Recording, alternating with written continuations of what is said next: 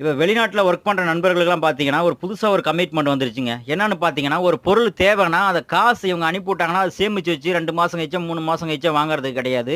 Initial amount போய் கட்டிட்டு ஒரு பொருள் எடுத்து வந்துர்றாங்க. ஃபார் எக்ஸாம்பிள் வாஷிங் மிஷினோ, டிவியோ, இல்ல ஃப்ரிட்ஜோ அத்தியாவசியம் தான். அது வந்து இல்லன்னு சொல்ல கிடையாது. தேவை தான் வீட்டுக்கு.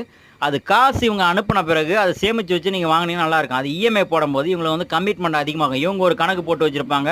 அங்க ஒரு கணக்கு நடக்கும்போது, உங்களுக்கு வந்து நீங்களும் நிம்மதியா இருக்க முடியாது. இவங்களும் இங்க நிம்மதியா இருக்க முடியாது. முதல்ல வந்து பார்த்தீங்கன்னா, இஎம்ஐங்கிறது வந்து பார்த்தீங்கன்னா, நம்ம வெளிநாட்டு வேலைங்கிறது கவர்மெண்ட் ஜாப் கிடையாது. இவங்களுக்கு உடம்பு முடியலன்னா ஊருக்கு வர மாரி இருக்கும். இல்ல வந்துட்டு கம்பெனில ஏதாவது பிரச்சனைனா ஊருக்கு வர மாரி இருக்கும். அப்போ வந்துட்டு காசு பணம் வரலாட்டினா இஎம்ஐ பொருட்கள் வந்து உங்களால சரியா வந்து மீட்டு எடுக்க முடியாது. ஏன்டா வாங்குனோங்கிற மாரி ஆயிரும். ரொம்ப கஷ்டமாயிரும். ஏன்னா, சாஃப்ட்வேர் கம்பெனில ஒர்க் பண்றவங்களே நல்லா இஎம்ஐல வீடு அது இதுன்னு வாங்கி போட்டுட்டு சப்போஸ் வேலை இழந்துட்டாங்கன்னா, ரொம்ப அவங்களால பண்ண முடியல. ஏன்னா, அவங்க லட்சக்கணக்கில சம்பாரிச்சே அவங்களால வந்து பேக்கப் பண்ண முடியல. இங்க வந்து கூலி வேலைய என்ன பண்ண முடியும் சொல்லுங்க?